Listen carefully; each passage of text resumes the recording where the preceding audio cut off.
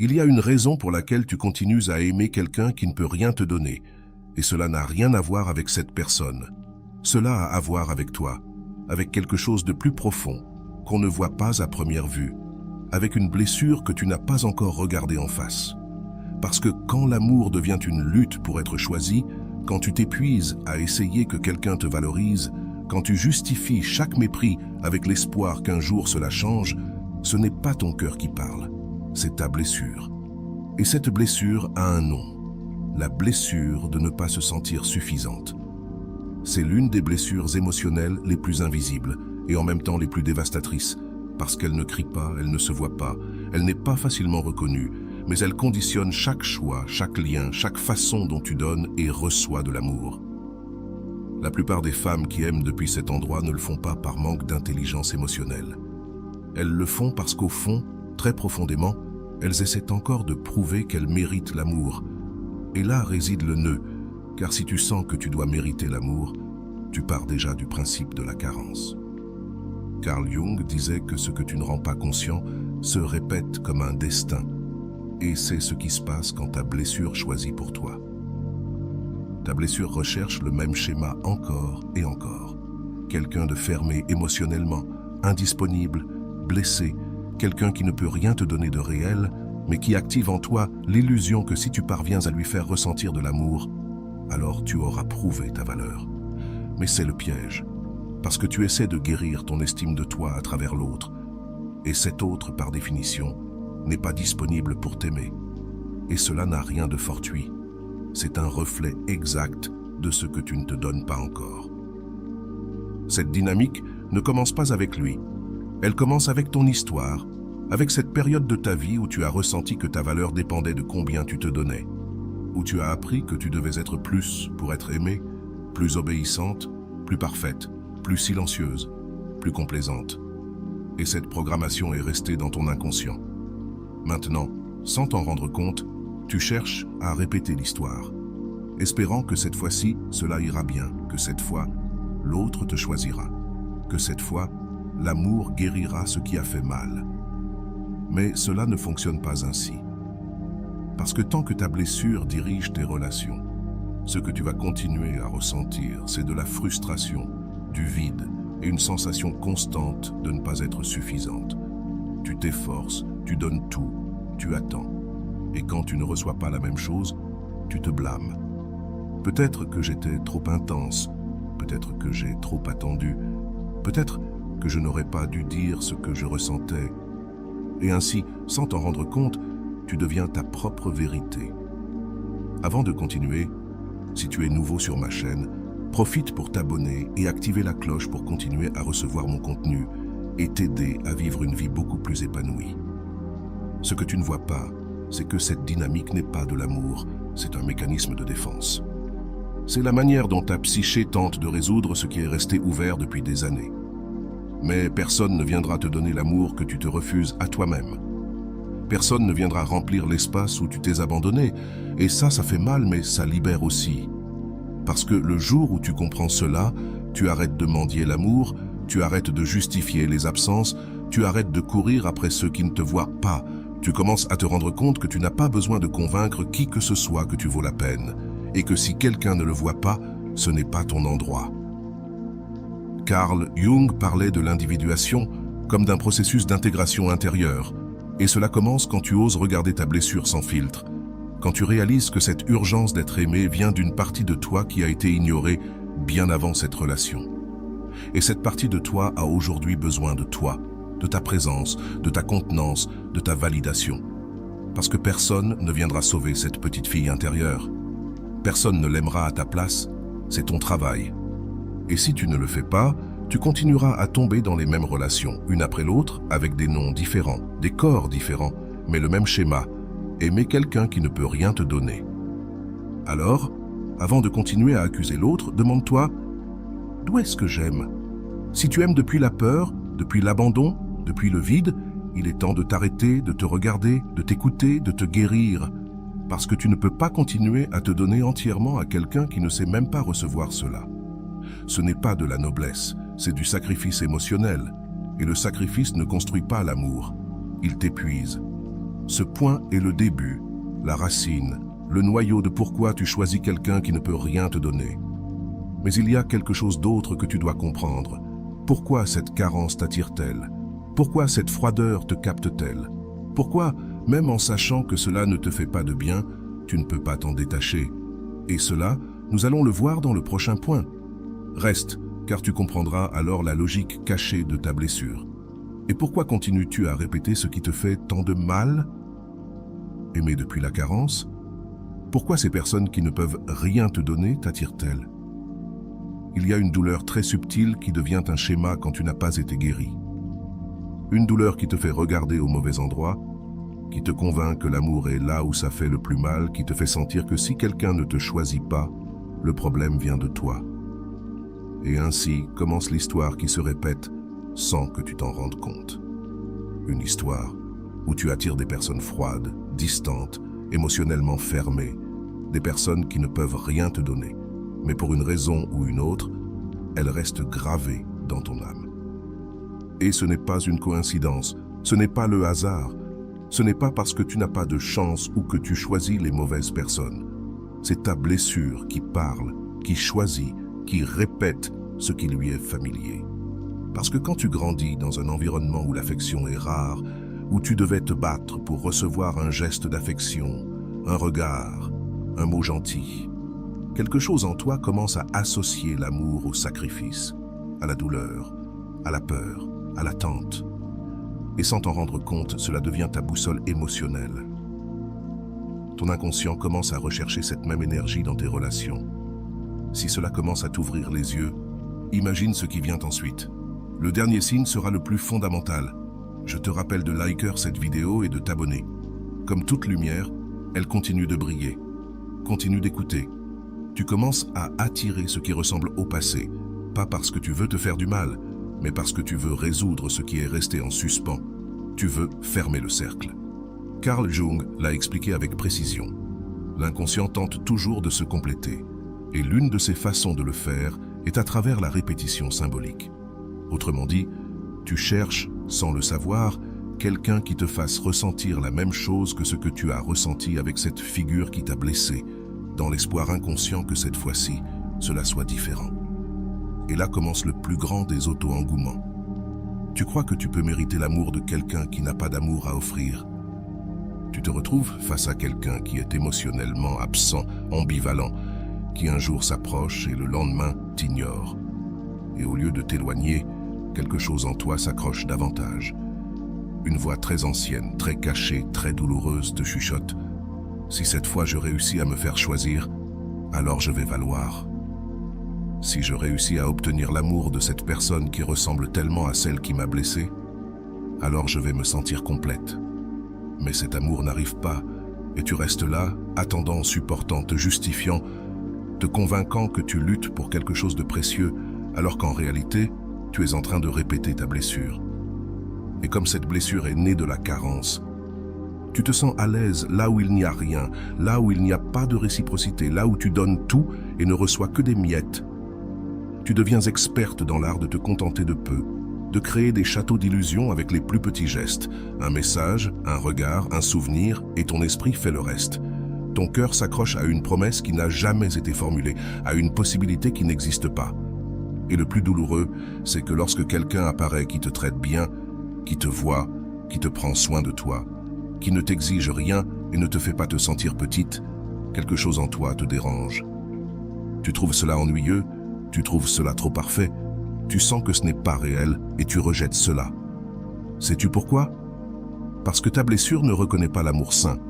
Parce que pour toi, aimer a toujours été synonyme de lutte, de sacrifice, d'anxiété. Et quand il n'y a pas de drame, ton système se déstabilise. Ce n'est pas de l'amour, c'est un trauma émotionnel normalisé. Ton corps a appris à vivre en alerte, à attendre la déception, à craindre l'abandon. Et donc, paradoxalement, tu te sens plus vivante dans des relations qui te font du mal, parce que la douleur est devenue ta zone de confort. Le modèle devient addictif parce qu'à chaque fois que quelqu'un te rejette, au fond, la vieille blessure se réactive. Cette petite fille qui n'a pas été suffisante pour qu'on l'embrasse, qui n'a pas été vue, qui a dû se battre pour chaque gramme d'attention. Et cette petite fille est toujours là, toujours vivante, cherchant à ce que quelqu'un, un jour, lui dise « Je te choisis, je t'aime, je te vois ». Mais tu cherches cette reconnaissance dans les mauvais endroits, chez des personnes qui n'ont pas la capacité de te donner ce que tu mérites. Et le cycle se répète. L'amour devient une bataille que tu perds toujours, car le prix de cette bataille est ton estime de toi, ton énergie, ta paix. Et il arrive un moment où tu ne sais plus si tu te bats pour l'amour ou si tu répètes simplement un abandon. C'est là que la conscience entre en jeu. Tant que ta blessure reste dans l'ombre, elle va continuer à choisir tes relations. Elle va continuer à déguiser la dépendance en amour et tu vas continuer à penser que le problème vient de toi. Alors qu'en réalité, ce dont tu as besoin, c'est de guérir cette partie de toi qui a appris qu'il faut souffrir pour se sentir aimé. Ce dont tu as besoin, ce n'est pas que quelqu'un change, c'est que tu te réveilles, que tu reconnaisses ce modèle, que tu vois clairement que l'amour depuis le manque ne te donnera jamais la plénitude, juste plus de vide. Et la vérité, c'est que tu mérites quelque chose de très différent. Mais pour le recevoir, tu dois d'abord cesser de poursuivre ce qui ne peut rien te donner. Ensuite, il y a l'auto-tromperie émotionnelle, justifier l'injustifiable par peur de l'abandon. Il y a quelque chose que personne ne te dit quand on parle de relations toxiques ou inégales. La plupart des gens ne restent pas parce qu'ils ne peuvent pas partir.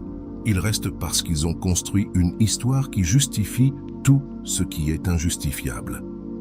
Cela s'appelle l'auto-tromperie émotionnelle. Et c'est l'une des stratégies les plus subtiles de l'inconscient pour éviter de regarder la douleur en face. Quand tu es avec quelqu'un qui ne te donne pas ce dont tu as besoin, qui te fait sentir invisible, confuse, utilisée ou insuffisante, une partie de toi le sait, le sent, l'intuit. Mais il y a une autre partie, la plus blessée, la plus vulnérable, qui commence à raconter une autre histoire. Il ou elle agit ainsi, parce qu'il ou elle a beaucoup souffert, je comprends. C'est pour ça que ça ne me dérange pas autant, c'est elle a peur d'aimer. Au fond, je sais elle m'aime, mais ne sait pas le montrer. Et sans t'en rendre compte, tu commences à soutenir la relation plus avec ton imagination qu'avec la réalité.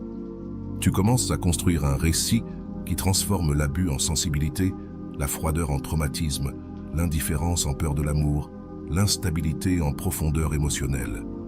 Et tout ça semble noble, aimant, comme de l'empathie.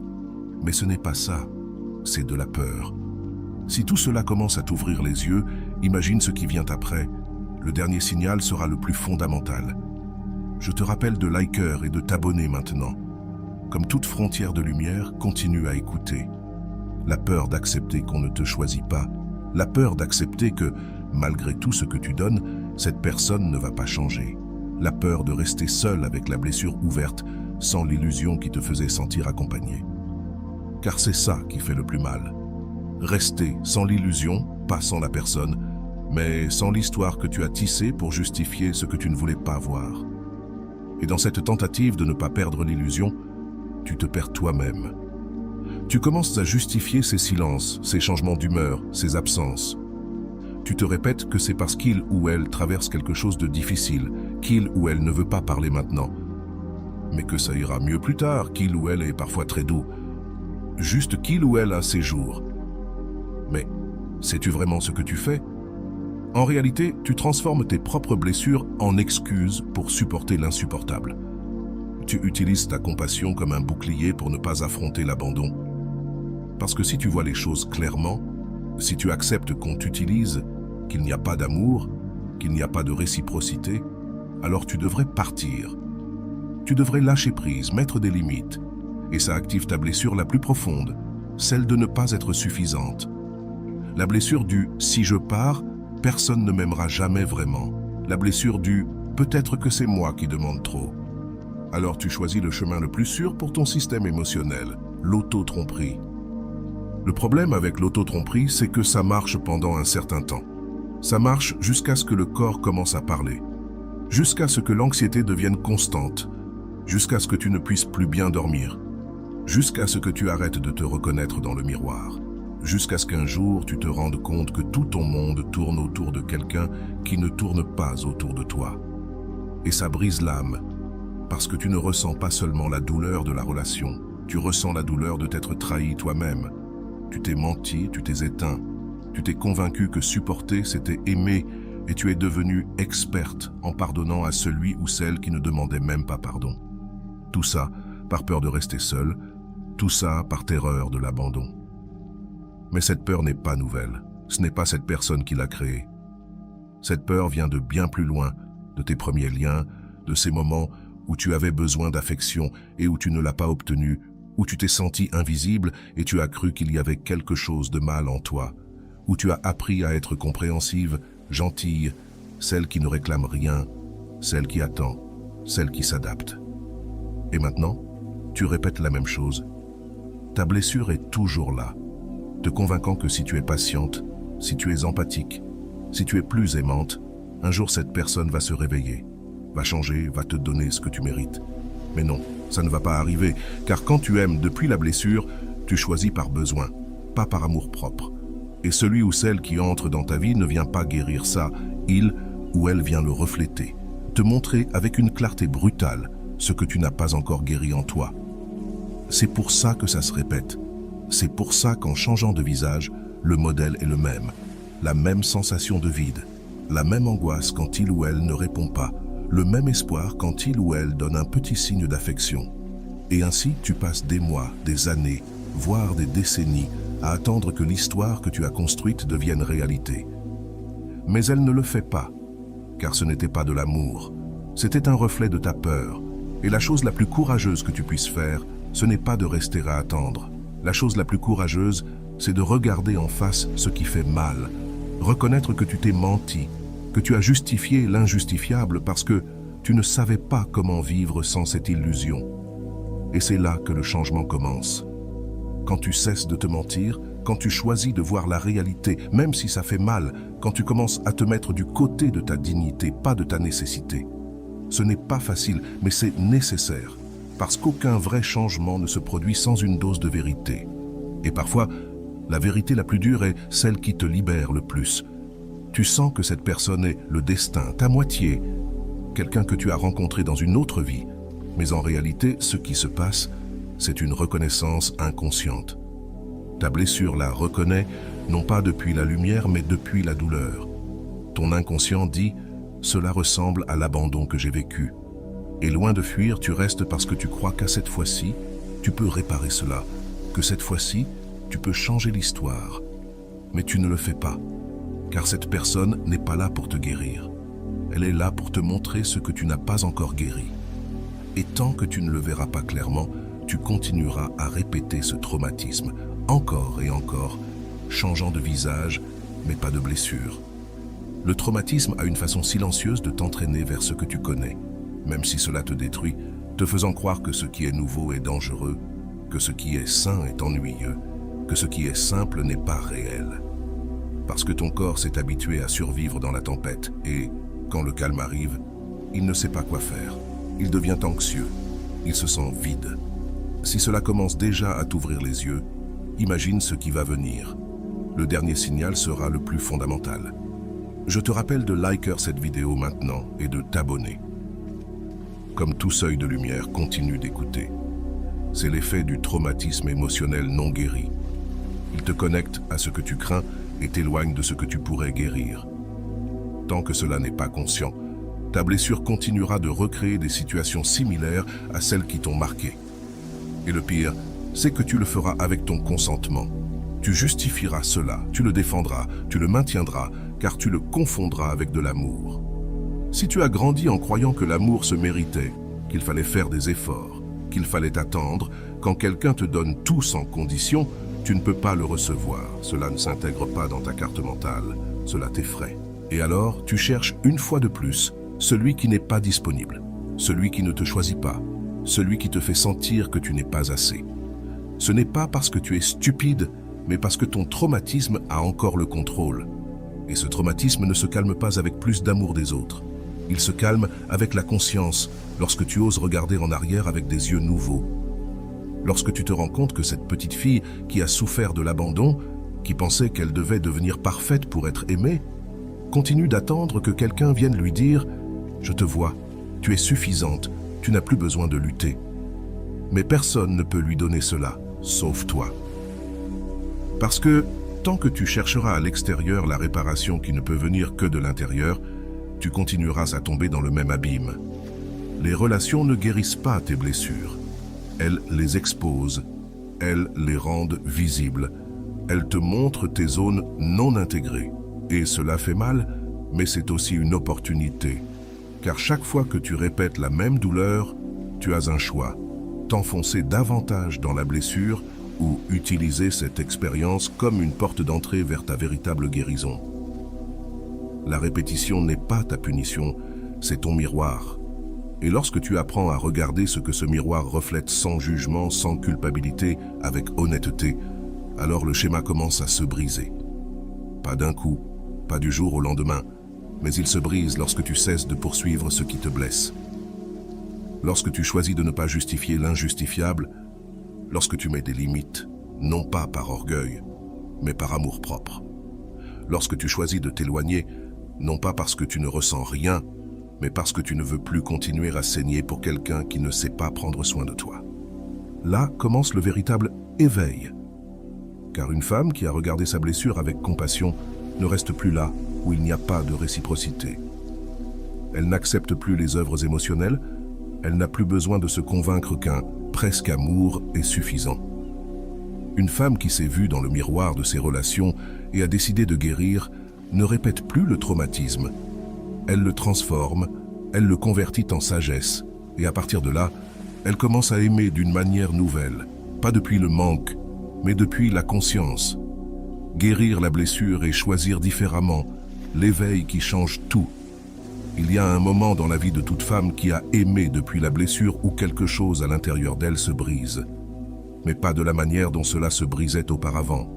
Cette fois, ce n'est pas une chute vers l'abîme. Cette fois, c'est une fissure vers la lumière, une rupture intérieure qui ne détruit pas, mais qui ouvre. Elle ouvre les yeux, ouvre l'âme, ouvre la vérité. Et à cet instant, bien que cela fasse mal, bien que tu sois rempli de larmes, bien que tu aies peur, il y a une partie de toi qui ne peut plus se rendormir. Ce moment arrive lorsque tu ne peux plus soutenir le mensonge émotionnel qui te maintenait piégé, lorsque tu ne peux plus continuer à justifier ce qui n'est pas de l'amour, lorsque tu es profondément fatigué de poursuivre celui qui ne t'a jamais véritablement choisi. Et bien que tu continues à ressentir de l'amour, tu choisis de partir, même si cela te fait mal. Tu choisis de lâcher prise, même si tout tremble en toi. Tu choisis de te prioriser. Cela, c'est un acte d'éveil. Et personne ne peut le faire pour toi. Guérir une blessure n'est pas un événement magique ni un processus linéaire. Ce n'est pas se lever un jour et se sentir bien. Guérir, c'est plus profond, plus sale, plus réel. C'est s'asseoir avec soi-même et dire « Oui, j'étais cette petite fille qui ne se sentait pas suffisante. Oui, j'ai appris à aimer par sacrifice, par attente, par peur. Oui, je me suis trahi maintes fois pour ne pas perdre les autres. Mais c'est aussi se regarder avec compassion et ajouter quelque chose qui change tout. Plus jamais. Parce qu'il arrive un moment où la douleur cesse d'être une excuse et tu commences à l'utiliser comme un élan, non plus pour justifier ce que tu permets, mais pour construire ce que tu mérites. C'est cela guérir. Cesser de répéter depuis la blessure et commencer à choisir depuis la conscience. Si cela commence déjà à t'ouvrir les yeux, imagine ce qui va venir. Le dernier signal sera le plus fondamental. Je te rappelle de mettre un « j'aime cette vidéo maintenant » et de t'abonner. Carl Jung parlait du processus d'individuation comme de ce chemin où l'âme se rencontre elle-même, où tu cesses de vivre en fonction des autres, des attentes, des masques, et commences à intégrer ton ombre, ta blessure, ton histoire. Pas pour la cacher, mais pour la comprendre. Et en la comprenant, tu cesses de la projeter. Tu ne choisis plus depuis le vide. Tu n'as plus besoin de quelqu'un pour te valider. Tu ne cherches plus à prouver ta valeur à travers l'amour de l'autre. Parce qu'enfin, tu comprends quelque chose que personne ne t'a appris quand tu en avais besoin. Tu es suffisante. Et ce n'est pas une jolie phrase, c'est une vérité qui s'inscrit dans ton corps lorsque tu fais le travail intérieur, lorsque tu fais face à la douleur que tu as évitée toute ta vie, lorsque tu arrêtes de courir, que tu arrêtes de mendier, que tu arrêtes de poursuivre, et que tu commences à marcher vers toi, à retourner chez toi. Ce chemin n'est pas parfait. Tu auras des rechutes, il y aura des jours où tu douteras, des moments où tu regretteras même ce qui te faisait du mal. Parce que c'est ainsi que fonctionne le système émotionnel, il retourne à ce qu'il connaît. Mais maintenant, toi, tu sais, tu n'es plus la même, tu as vu le schéma. Tu as touché le fond, et ce fond, bien que sombre, a été la porte qui t'a montré ta véritable valeur. Lorsque la femme se regarde avec vérité, elle arrête de négocier avec sa dignité. Elle arrête d'investir de l'énergie là où il n'y a pas de réciprocité. Elle arrête de mendier de l'amour à celui qui ne sait offrir que de l'indifférence. Et cela change tout. Elle commence à se sentir plus en paix seule qu'en mauvaise compagnie. Elle commence à profiter de son propre silence, de son propre corps, de ses décisions.